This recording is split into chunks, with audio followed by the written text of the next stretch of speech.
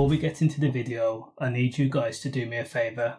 Number 1, get this video to at least 200 likes. Also comment, let me know your thoughts on the case.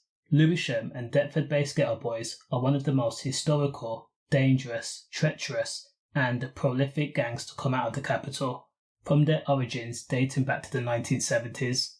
So prolific were the Ghetto Boys that the Metropolitan actually labelled the gang, formed mostly of black British origins, as a virus that were corrupting school kids that came from unstable and volatile homes. Now, as the gang would often recruit school kids from the local area and make them hold pistols, cash or drugs by means of threats. Now, Lewisham-based Ghetto Boys are said to be responsible for over 100 slayings, and that's just a guesstimate, because what the gang did was pass pistol across the borough, and that's why when a weapon was used it was often linked to multiple slayings at a time, for example 9 or 8, leaving the Metropolitan scrambling to try and separate the actual user. Now of course, the war between Ghetto Boys and Peckham Boys were notorious. Every time these two gangs warred, their violence made national news headlines, year after year after year. Hard-working mums were left distraught and heartbroken when they would receive a knock at the door at 3 AM to be informed that their child was bladed in a gang war and didn't make it. Mums held their son's hand before they were taken to the operating room, not by hospital staff, where they were dislodging ammo from shoulders or legs, and GMs were left planning retribution get-backs whenever a pack was robbed off the street or a trap house was broken into, or a GM was violated in a club and left to look like a laughingstock. Major incidences that made news headlines were not limited to the 2004 shootout outside the Barbican Centre during the Urban Music Awards, where at least 18 shots were fired and an innocent bystander, Helen Kelly, was left paralysed. The disruption of imported Class A substances or weapons like pistols being stolen from known safe houses. That means teenagers' bedrooms. Or the 2006 spat of multiple drive-by shootings. Or when a man was hit in the head with a bottle at a party in New Cross after rival gangs came across each other and each group felt disrespected. And at the head of the Ghetto Boys during the 90s, right up to 2006, was Andrew Wanogho, aka Sparks or Iron Sparks. From a young age, Sparks, who was raised in a Peckwood estate, showed a hunger for being a protector. I mean, he was fearless, and if you crossed him, he was ruthless. His presence, his attitude, his demeanour, even from a school age, meant that he was one of the most feared in his school, and Lewisham in general. That was in part due to his strict African upbringing. As an avid boxer who trained at the Lynn in Camberwell, idolising power punchers like George Foreman and Mike Tyson, he relied heavy on his power to win all his fights via KO. So good was his boxing that he even ventured over to America, and he did have some success. As a teenager, Sparks had committed burglaries and robberies. He was known to take what he wanted, no questions asked.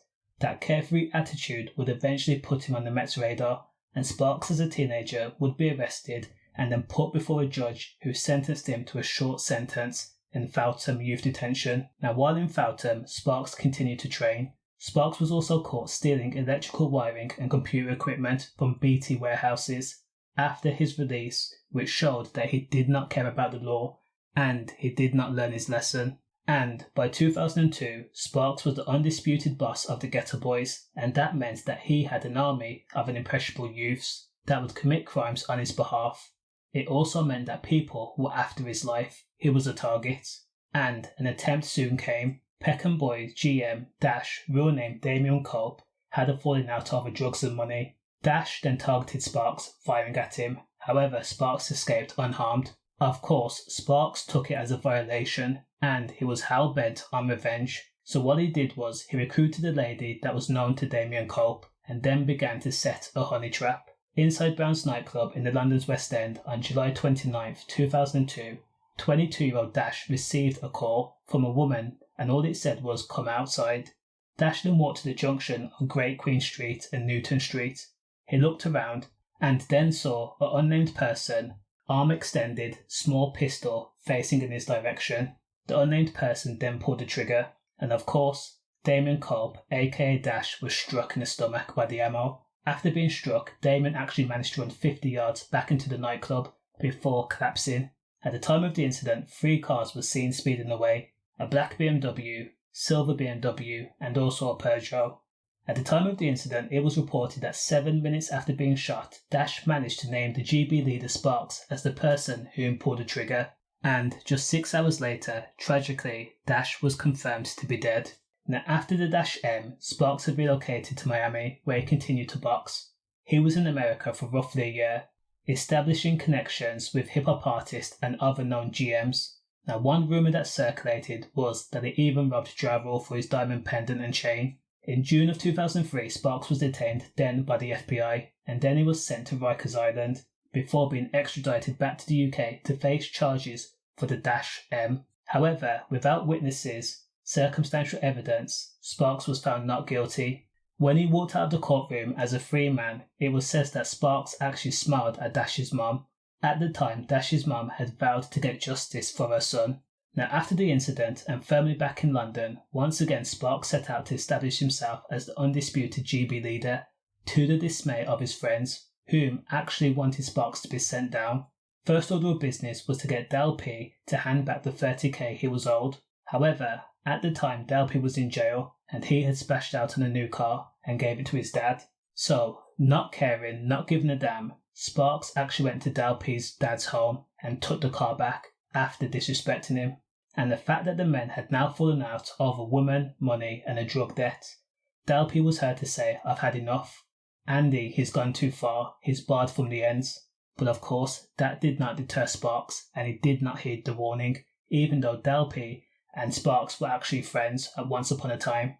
Now that was the catalyst that turned once friends into rivals. So on April 8th, 2006, 29-year-old Delford Nichols, who was already in Belmarsh on separate charges, had recruited 34-year-old Trevor Denny to fatally shoot Sparks. Now the court heard weeks prior to the Sparks M, Del P and Denny had made over 100 calls to each other and also text messages back and forth. Sarita, who was known to deal and was in an on and off again relationship with Sparks, messaged Sparks to buy £4,000 worth of gear at her flat.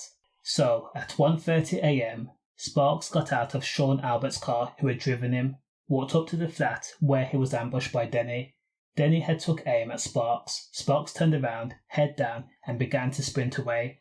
As the volley of ammo directed towards him was let off, Denny pulled the trigger, of course. Now Sparks was struck in the back, but still he continued to run.